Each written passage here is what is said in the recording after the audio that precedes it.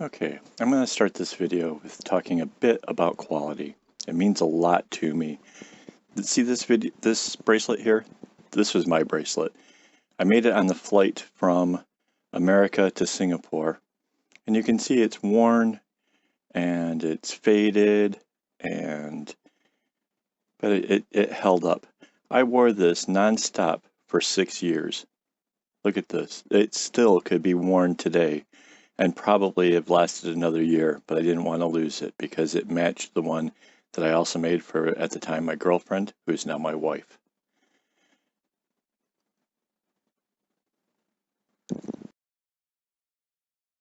That brings us to today's topic. This is about adding beads and how to do it in the most quality way I could come up with.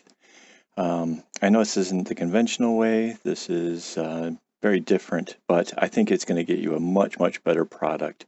Here you can see a bunch of the bracelets I made with the Thai from Thailand. I got these clappers in Chiang Mai, and turned out they were awesome. It really made for a fun bracelet.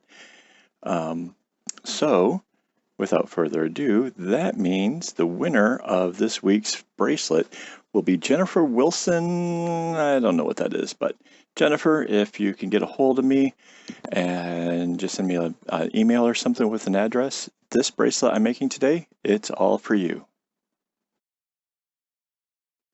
So if you wanted to follow along here, this is what you need. You need the beads. You need something strong. In my case, I'm using this synthetic catgut. It's made for sewing up leather, but any kind of beadworker's kind of string, something very strong, and your regular bracelet making materials. And now we continue with the bracelet already in progress. What I'm going to do here is, after these first couple rows, I start the knot right in the middle, right, and then I just leave that and take the catgut. I've got about a little more than a meter or so there. I'm going to lay it across with the center right there, kind of where my finger is, and then I'm going to finish this knot. Now I can kind of slide back and forth. You can use that back to be able to kind of shift it around, make sure you cut it nicely centered. And you notice that just going to hold there pretty good.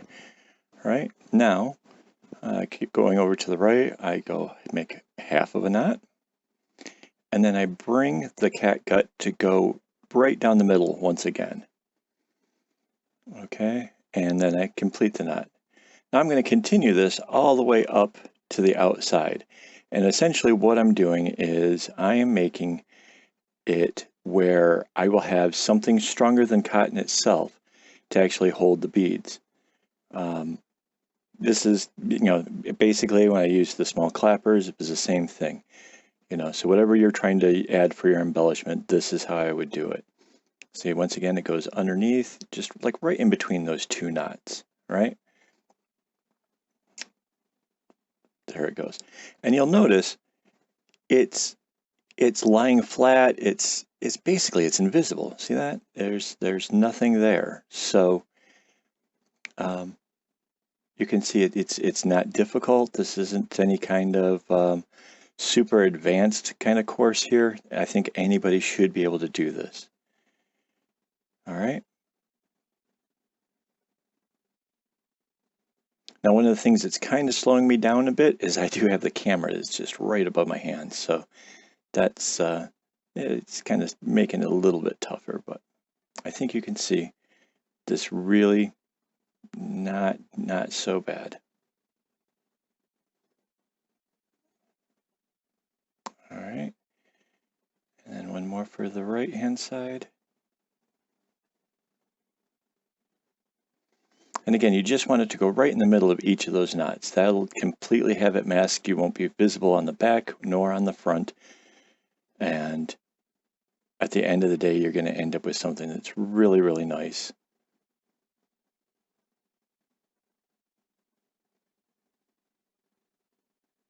Okay. See? All right, now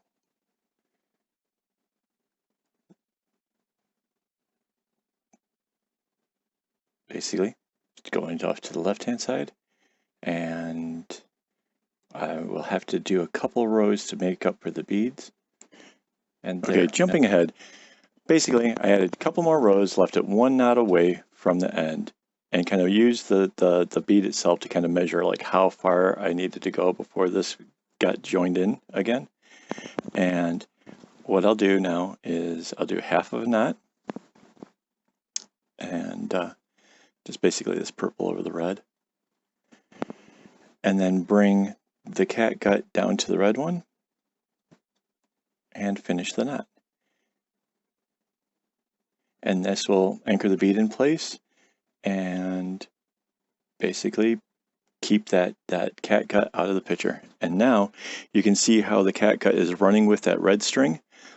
As I come across with this blue, it's just going to go over top of that red string as though it was part of the red string. There's no need to keep going through the middles or anything. That portion of it, it's just this part, it just becomes a whole lot easier.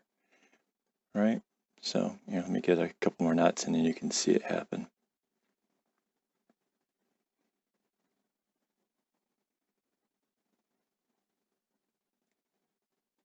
We are almost there. Nope. Yeah, you have to be careful you don't accidentally pick up the catgut with the wrong one, then it'll definitely show up on the back. All right, so here it is. It's just running alongside, and I just tie the knots just like normal, and that hides that completely away. If you keep that string taut, you'll have your bead nice and firmly planted, and that will keep it there. Now, basically, okay, I got to do the other side, same thing. It would be possible to just use the one piece of catgut to basically anchor beads all the way down. You could kind of get it in a movement to where it just came in for a bit and then came back out. That's not how I do it. Basically, my concern with that is if the bead got caught on something, or its movement, or the roughness inside of it, because these are just little wooden beads. If it should finally wear at the string, and that string snaps, you don't want it to allow all of the rest of the beads to be able to come off. So essentially, what I'm going to do is I'm going to do this next row, and then I'm going to add a second piece of the catgut. And I'm really getting ahead of myself here, but this is how I do it. This is how I make it, so that way this is sure to last for quite a while. All right, blue one comes across. See, just buries that catgut right in there. You can't even see it. Comes off the end.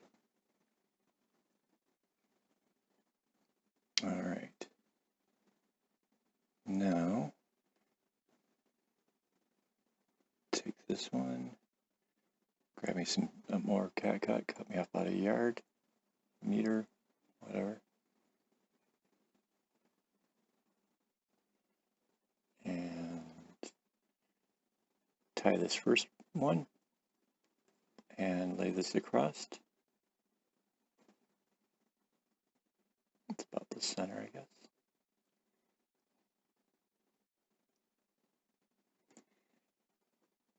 So now, basically following the same thing we did with the first one, I'm just going to work that all the way back out to the outside.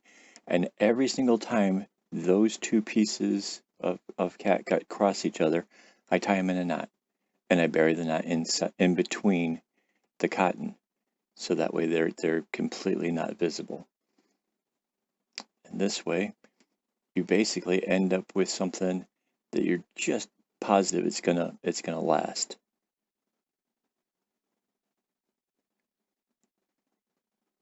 All right, so here we are where the two are going to come together. So I'm going to tie the blue to the red first,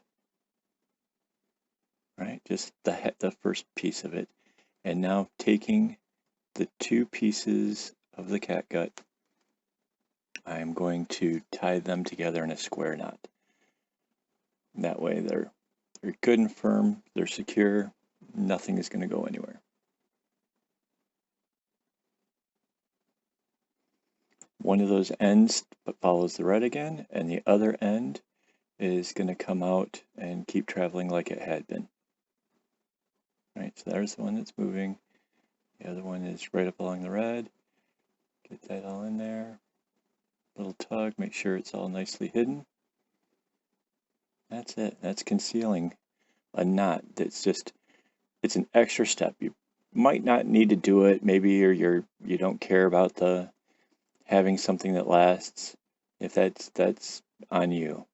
I'm going to teach you the best way that I could come up with, and I really feel this really is it. This is how I would do it.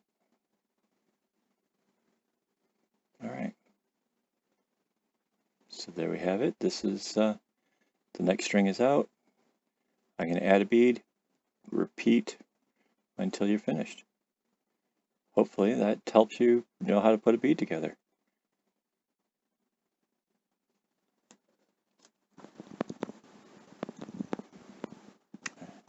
If you have any questions, anything, just leave them in the comments. I will hopefully be able to get them taken care of. Here it is. That's what it looks like. The finished product. You can see that there's no signs of the catgut in it, front or back, and yeah, I think we're going to have a real happy customer here. So, all right. Any questions? Leave them in the comments. If you enjoyed this video, do click like and subscribe to my YouTube channel. If you have any questions you'd like answered in future tutorials, leave a comment below. For more on friendship bracelets, visit akaawol.com. Also, be sure to hit me up on Instagram at akaawol. Thanks for watching, and don't get your strings in a bunch.